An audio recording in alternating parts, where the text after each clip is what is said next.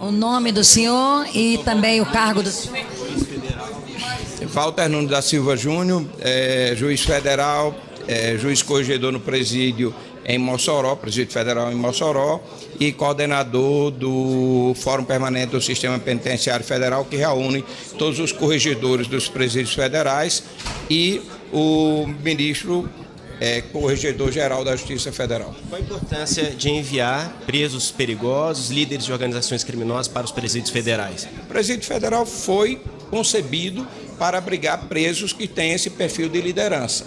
Então, naturalmente, todo e qualquer preso que exerça, pertença a uma organização e tenha uma participação ativa ou efetivamente seja a pessoa que é a voz de comando da organização, é natural que ela seja incluída no presídio federal. O presídio federal não foi pensado para cumprimento de pena, mas tão somente para a permanência de um preso com esse perfil durante um determinado espaço temporal e, posteriormente, ele ser devolvido ao sistema estadual quando ele tenha perdido esse poder de comando. Mas foi uma decisão histórica, até hoje nenhum governo teve coragem de fazer esse tipo de transferência, então eu queria saber do senhor, qual o risco que se corre? A decisão, a gente tem que entender primeiro que não é o executivo que decide se um preso vai ou não para algum lugar. O executivo, ele postula perante o judiciário e aí, na verdade, foi um pedido formulado pelo Ministério Público Estadual do Estado de São Paulo. E quem decide, primeiramente, é o juiz estadual. Um juiz decidiu e, posteriormente, como foram 22 presos, e nós temos 5 presídios, 5 unidades prisionais federais, foram distribuídos entre esses presídios e aí a gente tem o que nós chamamos de duplo juízo de admissibilidade. Precisa também o juiz federal corregedor, ele decidir pela admissibilidade da inclusão do preso, e foi o que houve. Não é propriamente... Tem, naturalmente, um empenho do governo estadual, governo federal, em todo esse processo, mas o que é decisivo e quem decide pela inclusão ou não, primeiramente, não tem inclusão sem decisão do juiz estadual e depois corroborado por essa decisão do juiz federal. Mas o PCC tem uma força. O ministro Sérgio Moro previu nesse projeto, apresentou aqui hoje, uma maior participação dos presídios federais, já prevista em lei, na questão dos líderes de organizações criminosas. Como o senhor enxerga isso? Esse projeto de lei é muito importante nessa parte. Nós já temos, o Fórum tem uma sugestão de projeto de lei, porque, na verdade, a gente está precisando fazer uma construção normativa melhor quanto à aplicação do regime jurídico no presídio federal.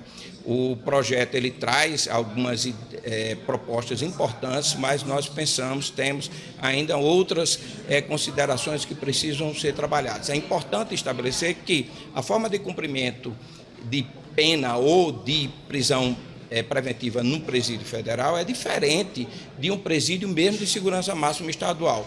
A gente diz que o regime de cumprimento é um regime fechado, mas um regime fechado com isolamento e monitoramento. Então, esse é o diferencial e, por isso, tem uma série de características, como, por exemplo, não é permitido, é vedado expressamente, uma portaria ministerial, a visita íntima e agora o ministro também. Ontem foi editada uma portaria a respeito da visita social. Então não há chance de retaliação do PCC? Possibilidade há, né? Possibilidade porque ela é extramuros, né? Naturalmente que os governos estaduais e mesmo o federal tem já todo um planejamento de evitar eventuais reações. Foi feita essa avaliação de que poderia haver uma onda de violência, como já houve em outros momentos, quando houve a transferência de presos como Marcola? Não tenha dúvidas em relação a isso, né? Isso não foi uma coisa que foi decidida da noite para o dia, isso é uma coisa que vinha sendo gestada, pensada, trabalhada já há um bom tempo, né? E especialmente para chegar nesse momento da decisão de ontem, isso vem já, especialmente que com relação a essas 22 pessoas identificadas, isso veio sendo trabalhado, eu lhe digo, no mínimo aí uns 4 meses, com certeza. Agora, doutor Walter, esse projeto do ministro Moro não prevê como solucionar a superlotação nos presídios, né? Pelo contrário, pode ampliar o número de detentos, criar ainda uma bomba uma bomba relógio, mas, enfim... Como nós estamos no tema de presídio federal, é bom que se diga que o presídio federal não tem superlotação, até porque as celas são individuais. Mas é um problema, talvez não, o problema mais agudo de segurança pública do Brasil é a questão da superlotação. Essas grandes organizações criminosas que as medidas legislativas pretendem enfrentar e o sistema ser mais efetivo, elas foram criadas e elas só existem com o poder que elas têm por causa dos presídios estaduais. Fora dos presídios estaduais, eles não teriam essa força, não teria essa monopolização, não teria esse poder financeiro. Obviamente, o governo federal, o ministro Moro sabe mais do que qualquer um aqui dessa realidade. É preciso resolver o problema da não só superlotação dos presídios estaduais, mas da questão da gestão do sistema estadual prisional e que também com inteligência, não é à toa que uma das condições que ele estabeleceu para assumir o Ministério da Justiça e Segurança Pública foi de que o COAF fosse para o Ministério da Justiça, que ele sabe que é inadmissível nós termos conhecimento de ser veiculado pela grande imprensa, que no último tentativa de resgate de integrante da liderança de uma determinada organização criminosa, o planejamento, o orçamento dessa operação era mais de 130 milhões. Então, é um absurdo. Tem que se trabalhar na inteligência.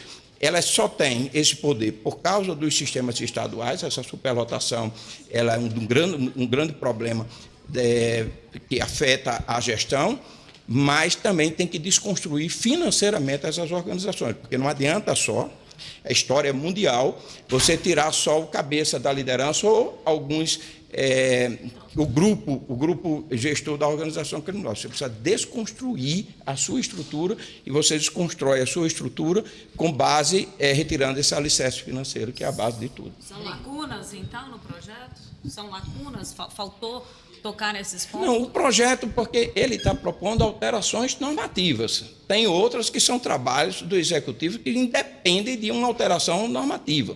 Esse trabalho de inteligência para atingir a estrutura financeira das organizações, ela não precisa de uma modificação normativa. A legislação existente ela já é mais do que suficiente para tal. A questão da gestão dos presídios estaduais, a deficiência de número, começa com o problema de número, a deficiência em termos também de número de agentes penitenciários, a existência de diversas pessoas que estão dentro do presídio que não deveriam estar e que findam sendo massa de manobra para a organização, porque só existe liderança se tiver liderado. Eu preciso de liderados.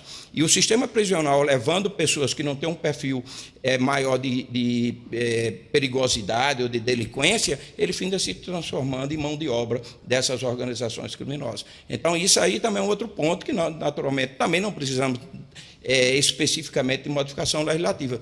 Mas, se nós formos identificar, observar que a grande massa carcerária, o percentual maior de encarcerados vem de uma lei de drogas repressiva, está se trabalhando também nessa área, propondo uma lei, uma nova lei de drogas que, ao fim e ao cabo, pretende diminuir o encarceramento com base nesse tipo de atuação.